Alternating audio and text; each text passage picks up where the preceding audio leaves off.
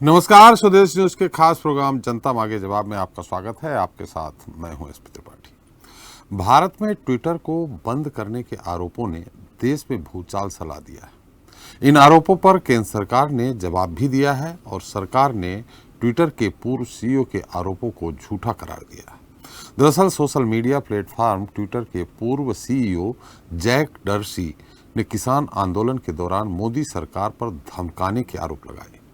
Darcy ने यह भी कहा कि सरकार ने कुछ अकाउंट बंद करने के लिए कहा था और फिर धमकी दी गई कि अगर अकाउंट बंद नहीं किए गए तो छापेमारी होगी और ऑफिस बंद कर दिए जाएंगे। ट्विटर के पूर्व सीईओ जैक डर्सी के इस बयान के बाद सियासी घमासान मचा हुआ है। कांग्रेस समेत तमाम विपक्षी दलों ने इस मुद्दे पर केंद्र सरकार को घेरते हुए जवाब मांगा और इसे लोकतंत्र की हत्या बताया। तो वहीं कांग्रेस प्रवक्ता रणदीप सुरजेवाला ने ट्वीट कर कहा कि ट्विटर के को फाउंडर और पूर्व सीईओ जैक डर्सी ने जो बयान दिया है, क्या मोदी सरकार इस पर जवाब देगी?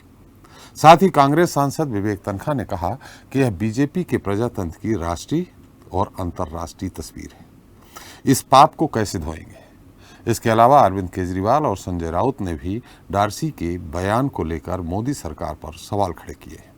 संजय राउत ने तो यहां तक कह दिया कि देश में पर्दे के पीछे से लोकतंत्र की हत्या हो रही है। अब डर्सी के इस बयान के बाद से निश्चित तौर पे घमासान मचना ही था। तो इस करेंगे इस पर चर्चा, डर्सी का बयान और सियासी घमासान।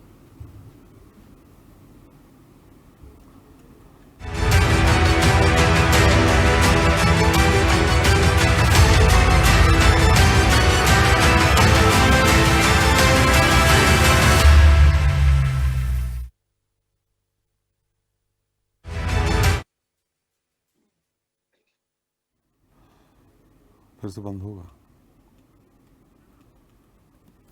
तो अब जैक डर्सी का बयान आते ही विपक्ष ने इसे जमकर लपका और सरकार पर सवालों और आरोपों की झड़ी लगा दी। कांग्रेस ने आरोप लगाया कि सरकार हर उस आवाज का दमन कर रही है जो उसके खिलाफ उठ रही है। इन आरोपों पर मोदी सरकार के नेताओं ने विपक्ष से पहले जैक डर्सी को निशाने पर लिया।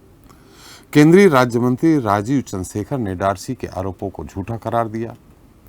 राजीव चंद्रशेखर ने कहा कि ट्विटर शायद अपने सबसे संदिग्ध दौर को झाड़ने का प्रयास कर रहा है।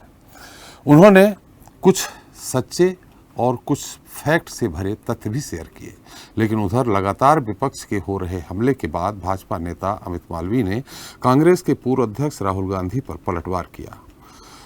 अमित मालवीय ने कहा कि राहुल गांधी अमेरिका जाते हैं और कई लोगों से बैठ के करते हैं, इसका खुलासा नहीं किया जाता। इसके तुरंत बाद डर्सी इस तरह का बयान देते हैं। अमित मालवीय ने आगे कहा कि क्या जैक डर्सी राहुल गांधी और कांग्रेस पार्टी के टूल किट का हिस्सा हैं? विपक्ष की बयानबाजी पर पूर्व केंद्रीय मंत्री रविशंकर प्रसाद ने कहा कि ट्विटर ने भारतीय कानूनों का पालन नहीं किया। उन्होंने कहा कि यह स्पष्ट है कि भारत में सभी सोशल मीडिया प्लेटफॉर्म का सम्मान किया जाता है, लेकिन उन्हें देश के कानून का पालन हर हाल में करना ही होगा। आपको बता दें कि इसके पहले भी जैक डर्सी विवादों से घिर चुके हैं, खास तौर पर तब जब उन्होंने बतौर ट्विटर के सीईओ तथा कथित ब्राह्मण विरोधी पोस्टर के साथ फोटो खिंचवाई। जैक डर्सी के इस हरकत से भारत में सोशल मीडिया में काफी नाराजगी दिखी। खैर, जैक डर्सी अब ट्विटर के सीईओ तो नहीं रहे, लेकिन उनके द्वारा भारत सरकार पर सीधा आरोप लगाने के बाद से ही अब विपक्ष मोदी सरकार पर जबरदस्त हमले कर रहा है। कुल मिलाकर कहा जा सकता है कि एक बार फिर डर्सी के बयान के जरिए विपक्ष को सीधे सीधे पीएम मोदी को घेरने का हथियार मिला हुआ है। अब देखने वाली बात यह होगी कि विपक्ष इस मौके को कितना भुना पाती है। जनता मांगे जवाब में आज इसी मुद्दे पर करेंगे चर्चा, डर्सी का बयान, सियासी घमासान। लेकिन पहले सुन लेते हैं किसने क्या आरोप लगाए और किसने क्या सफाई दी। India is a country that had many requests of us around the farmers' protest, around particular journalists that were critical of the government, and it manifested in ways such as we will shut Twitter down in India, which is a very large market for us. We will raid the homes of your employees, which they did. We will shut down your offices. There's no reason for Jack Dorsey to tell a lie that they threatened Twitter at that point in time when the protests were going on, that they would shut their offices and that they would raid the then Twitter employees or the Twitter employees at that point in time. But this manipulation of social media platforms or media at large is what ails Indian democracy. The mother of democracy is seeing a murder of democracy in broad daylight, and people are being coaxed into submission.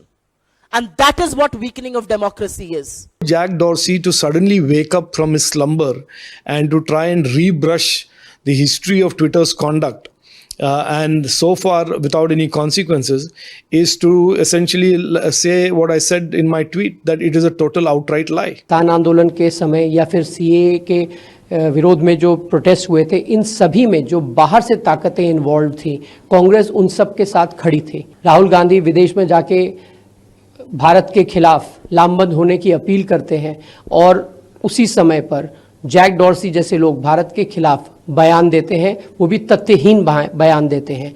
ये सवाल Congress party पर खड़े होते हैं। अगर आपको हमारा ये वीडियो पसंद आया तो तुरंत फॉलो, लाइक, शेयर, सब्सक्राइब करें और बेल आइकन दबाना ना भूलें। इसके अलावा हमारी वेबसाइट swadeshlive.com पर जाना ना भूलें।